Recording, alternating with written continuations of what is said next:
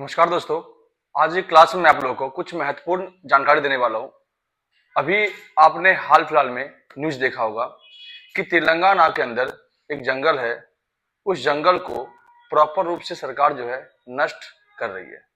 नष्ट करने का क्या रीजन है और इससे पर्यावरण को कितना नुकसान होने वाला है, उन सभी के बारे में आपको जानकारी देने वाला हूं। इस वीडियो को ज्यादा से ज्यादा शेयर करें जिससे कि सरकार जो है जंगल को काटने पर रोक लगाए और मानव जाति के अस्तित्व को बचाने में सहयोग दे। दोस्तों, आपको पता है कि पर्यावरणीय गंभीर समस्या दिन प्रतिदिन बढ़ती जा रही है। जलवायु परिवर्तन एक बहुत ही गंभीर समस्या लेकर आई है। जलवायु परिवर्तन से दिन प्रतिदिन आपने देखा होगा कि पूरे विश्व में कितनी समस्याएं उभर कर आ रही है। जैसे कि आपने देखा कि असमय गर्मी होना, असमय सर्दी होना, बारिश का कम होना, अम्लीय वर्षा होना, ग्लेशियर का पिघलना, भूस्खलन होना, भूकंप आना, तरह तरह की महामारियां फैलना, बीमारी फैलना, ये सभी जो है पर्यावरण परिवर्तन, जलवायु परिवर्तन का ही एक हिस्सा है। अगर समय रहते इस पर अगर ध्यान नहीं दिया गया तो आने वाले समय में हमें और भी अधिक समस्याओं का सामना करना होगा। जी आपको मैं बता दूं, तो इसलिए हर व्यक्ति को, हर नागरिक को पर्यावरण के प्रति जागरूक होना जरूरी है। वीडियो पसंद आए तो अपने दोस्तों को शेयर करें, चैनल को शेयर करें, लाइक करें और सब्सक्राइब करें। दोस्तों, मैंने यहाँ पे आपको दिखा रखा है 400 एकड़ का जंगल है जिसको 30 बुलडोजर के द्वारा अभी हाल फिलहाल में ही जंगल को प्रॉपर रूप से खत्म करने का प्रयास कर रहे हैं। तेलंगाना की सरकार और इसमें सेंट्रल गवर्नमेंट का भी इन्वॉल्वेशन है, वो भी इसमें मिले हुए हैं। और जंगल को काटने का बस एक ही मकसद है, आईटी इंफ्रास्ट्रक्चर को डेवलप करना। आईटी इंफ्रास्ट्रक्चर डेवलप होने से सबसे बड़ी बात यह होगी कि लोगों को रोजगार मिलेगा। बस एक ही फायदा, और हमारे देश के अंदर तकनीक आगे की ओर चली जाएगा। सरकार का मानना है कि वो जंगल है वो सरकारी जमीन पर है, तो उसको काट करके वहां पे सफाई करके वहां पे प्रॉपर रूप से आईटी इंफ्रास्ट्रक्चर नामक कंपनियों को डेवलप करना, ये सरकार की एक अहम भूमिका है। लेकिन सरकार को इस बात से कोई चिंता नहीं है कि वहां पर रह रहे जीव जंतु जो पल रहे हैं और तमाम जीव जंतुओं को कितना नुकसान होगा, उससे उनको कोई मतलब नहीं है। जोर शोर से वहां पे 30 बुलडोजर के द्वारा जंगल की पूरी सफाई करनी शुरू कर दी गई। जंगल की सफाई में हमने देखा कि बहुत सारे ऐसे जीव जंतु थे जो बेघर हो रहे थे। बहुत से जीव जंतुओं की मौत भी होनी शुरू हो गई। अगर पर्यावरण के अंदर आपने पढ़ा होगा कि अगर पर्यावरण में जीव जंतु को नुकसान होता है तो उसका इफेक्ट हमें भी देखने को मिलता है। अगर जीव जंतु को नुकसान हुआ, पर्यावरण को नुकसान हुआ, तो हमें भी उसकी भरपाई करनी होगी। अगर हम ये देखें तो भारत के अंदर जितनी जनसंख्या है उस हिसाब से पेड़ पौधे भी नहीं है। पूरे वर्ल्ड लेवल पे अगर देखा जाए तो हमारे पास जितना एरिया है उससे कम हमारे पास जंगल है। जहां हम देखते हैं जनसंख्या 17.5% जनसंख्या है 2011 के जनगणना के अनुसार। ठीक, अभी तो ज्यादा ही बढ़ गया होगा। ठीक, लेकिन वहीं अगर हम देखें जंगल तो मात्र 17% जंगल है 2021 के वन रिपोर्ट के अनुसार, मात्र 17% जंगल। तो मैंने बताया आपको कि अभी फिलहाल में भारत के पास जनसंख्या की बात करें तो लगभग 17.5% जनसंख्या है 2011 के जनगणना रिपोर्ट के अनुसार। वहीं वन रिपोर्ट देखें 2021-22 का, तो उस 21-22 के वन रिपोर्ट के अनुसार भारत में मात्र 17% जंगल है। लेकिन एक देश के पास कम से कम 24 से 25% जंगल होना जरूरी है। अगर इसी तरह से सरकार जंगलों को काटती रही तो आने वाले समय में भारत में जंगल की संख्या कम होती जाएगी। वैसे ही हमने जंगल को प्रॉपर रूप से विनाश करने में कोई कसर नहीं छोड़ा है। और अभी भी हमने क्या किया कि जंगल को काटने के लिए, इंफ्रास्ट्रक्चर को डेवलप करने के लिए, अपनी सुविधा को बढ़िया बनाने के लिए, लोग बड़ी बड़ी बिल्डिंगें बनाने के लिए जंगल को काट रहे हैं, अपने लालच के चक्कर में पर्यावरण को नुकसान दे रहे हैं। लेकिन उनको ये नहीं पता कि पर्यावरण है तो हम है, अगर पर्यावरण नहीं है तो हम भी नहीं है। ये ज्यादा समय तक नहीं चलेगा अगर आपने पर्यावरण की रक्षा नहीं की। एक और तो आप पर्यावरण को बचाने के लिए जागरूक हो रहे हैं, एक और हमारी सरकार जो है पेड़ लगाओ पेड़ बचाओ की बात करते हैं, हर जन्मदिन पर एक पेड़ लगाने की बात करते हैं हमारी सरकार, लेकिन सरकार एक और पेड़ को काटने के लिए अहम भूमिका भी निभा रही है। ये आपको तय करना है कि यहाँ पे गलती किसकी है, सरकार की गलती है या बड़ी बड़ी कंपनियों की गलती है या जो गरीब लोग हैं जो पर्यावरण की समस्याओं से जूझ रहे हैं उनकी गलती है। आज दिन प्रतिदिन धरती का तापमान बढ़ता जा रहा है, धरती जो है एक तरह से जलती हुई दिख रही है। अगर इसी तरह से पर्यावरण की समस्या गंभीर होती रही तो आने वाले समय में हम जिस टेम्परेचर को सहन नहीं कर पाते उस टेम्परेचर में सहन रहना पड़ेगा। इसी बार हम देखते हैं कि ना तो ठंड अधिक पड़ी है, ना वर्षा हुआ है, और गर्मी की जो है असर जो है अभी से दिखना शुरू हो गया है। अगर इसी तरह समस्याएं चलती रही तो पृथ्वी पर कोई भी जिंदा नहीं बचेगा।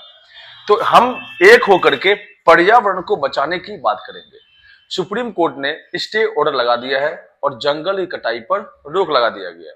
आपको इतिहास बता दूं कि भारत के अंदर दो ऐसे बड़े इतिहास की बात हुई, जो एक तो बहुत पहले की बात है, मिडिवल हिस्ट्री में जब पढ़ोगे तो देखोगे राजस्थान के अंदर सबसे पहली बार चिपको आंदोलन की शुरुआत हुई थी।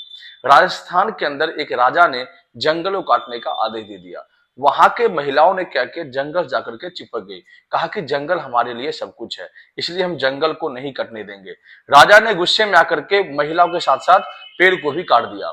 ये बहुत बड़ी गंभीर समस्या थी, लेकिन उस टाइम पे किसी को बोलने का अधिकार नहीं था, जिस वजह से पेड़ को और महिलाओं को भी काटा गया। लेकिन यही बात दोबारा रिपीट हुई कब, 1973 में। 1970 के दशक में हमने देखा कि उत्तराखंड के अंदर गढ़वाल जिले में चमोली गांव है, उस चमोली गांव में बड़े पैमाने पर खेल के सामान बनाने वाले जो कंपनी थी, उन्होंने पेड़ काटने के लिए एक बड़े एरिया को ठेके पे ले लिया। ठेकेदार जब गांव पहुंचा तो उन्होंने पेड़ काटना शुरू कर दिया। जब वहां के स्थानीय महिलाओं को पता चला तो उन्होंने पेड़ काटने वाले को मना किया। जब वो नहीं माने तो वहां की स्थानीय महिलाएं जो गौरा देवी थी उनके जाके संपर्क की। गौरा देवी और संपूर्ण महिलाएं आकर के उस पेड़ काटने वाले ठेकेदार को रोकने का प्रयास किया। जब वो नहीं रुके तब सभी महिलाओं ने क्या किया, पेड़ को गले लगा लिया और लिपट गई। और लिपटने के बाद ये कहा कि पहले आप मुझे काटो फिर बाद में पेड़ को काटना, जिस कारण से पेड़ कटाई पर रोक लग गई। ये मुद्दा पूरे अंतर्राष्ट्रीय स्तर पर फैल गया। पर्यावरण के बचाने के वाले लोग भी इस आंदोलन में भाग लिए और पर्यावरण को बचाने का प्रयास किया। इसी तरह से नर्मदा बचाओ आंदोलन हुआ था कि सरदार सरोवर परियोजना की शुरुआत हुई थी 1970 में ही। तो उसमें क्या हुआ था कि सरदार सरोवर नर्मदा नदी पर एक बहुत बड़ा बांध बनाया जा रहा था। बांध की ऊंचाई इतनी अधिक हुई कि पानी के बहाव को रोकने के कारण आसपास के एरिया में बाढ़ का आगमन हो गया।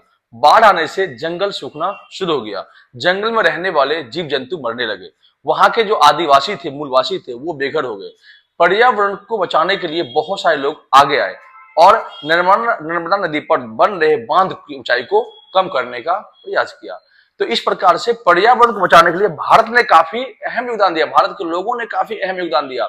लेकिन वही हम दूसरी ओर देखते हैं कि आज वही समय है जिस समय में पर्यावरण की गंभीर समस्या चुनौतियों का सामना हमें करना पड़ रहा है। ओजोन लेयर की मोटाई दिन प्रतिदिन कम होती जा रही है, अंटार्कटिका का ग्लेशियर पिघल रहा है। अगर अंटार्कटिका ग्लेशियर इसी तरह से पिघलता रहा तो आने वाले समय में समुद्र तल जो है ऊपर उठेगा और ऊपर उठने के बाद सारे जगह डूबने शुरू हो जाएंगे। आपको छोटा सा एग्जांपल देता हूं। एक बाल्टी है, एक बाल्टी में आपने पानी भर दिया, पानी का बहाव पूरा ऊपर तक आ गया। अगर मैं ऊपर से दोबारा इसमें पानी डालूंगा तो पानी कहां फैलेगा, आसपास एरिया में पानी फैल जाएगा। तो समुद्र का स्तर पहले से ही भरा हुआ है और इसमें और बर्फ पिघल के पानी आएगा तो क्या होगा, समुद्र तल की ऊंचाई ऊपर उठेगी और समुद्र के पास आने वाले जितने भी शहर है, चाहे मुंबई हो, श्रीलंका हो, मालदीव हो, इंडोनेशिया हो, मलेशिया हो। अभी देखो इंडोनेशिया का जो कैपिटल थी जकार्ता, वो समुद्र में घुस गया है। इसी प्रकार से कई सारे ऐसे देश है जैसे कि आपका कोरिया हो गया, जापान हो गया, ये सब समुद्र में समा जाएंगे। तो अगर समय रहते इसको नहीं बचाए तो आने वाले समय में हमें और भी कई सारी समस्याओं का सामना करना पड़ेगा। अंतर्राष्ट्रीय स्तर पर कई सारे पर्यावरण सम्मेलन शुरू किए गए थे। 1992 का सम्मेलन आपको याद होगा, 1997 का सम्मेलन, ये आपका अर्थ समिट था जिसे हम पृथ्वी सम्मेलन कहते हैं, जो रियो डी जेनेरियो में लाया गया था, पृथ्वी सम्मेलन। ठीक। और 1987 में आपका क्योटो सम्मेलन लाया गया था। क्योटो सम्मेलन ये आपका जापान के अंदर लाया गया था। ठीक है। ये दो सम्मेलन बहुत ही महत्वपूर्ण भूमिका निभाई पर्यावरण को बचाने के लिए, क्योंकि भारत के पूरे पृथ्वी के ऊपर जो है अपने ये ग्लोब है, ये पृथ्वी के ऊपर लगभग 80 किलोमीटर की ऊंचाई पर जाओगे आप तो आपको ओजोन लेयर दिखेगा। ये ओजोन लेयर क्या है कि सूर्य से आने वाली अल्ट्रा वायलेट किरणें को रोकती है और रोक करके सूर्य की जो रोशनी है हमें सीधे पहुंचाती है। अगर यही ओजोन लेयर यहां से गायब हो जाए और अल्ट्रा वायलेट किरणें जो आपका रेसेस है वो सीधे पृथ्वी के ऊपर पड़े तो आने जितने ही मानव जाति है उसको स्किन कैंसर की समस्या का सामना करना पड़ेगा और सारे मानव जाति विनाश की ओर चले जाएंगे। तो इसी को बचाना हमारे लिए सबसे बड़ी आवश्यकता है। अगर पृथ्वी का टेम्परेचर कम नहीं हुआ तो आने वाले समय में सुनामी, बाढ़, भूकंप, अभी देखो म्यांमार के अंदर, थाईलैंड के अंदर कितनी बड़ी जो है तबाही आई थी और इससे कितने लोगों की मौत भी हुई है। तो ये सब क्या है, जलवायु परिवर्तन का ही एक हिस्सा है। अगर आप पृथ्वी को बचा नहीं सकते हैं इसको विनाश भी ना करें। एक और आप मंगल ग्रह पर बसने की बात कर रहे हैं, एक पृथ्वी को आप बचा नहीं पाए तो मंगल ग्रह पर क्या बसोगे आप।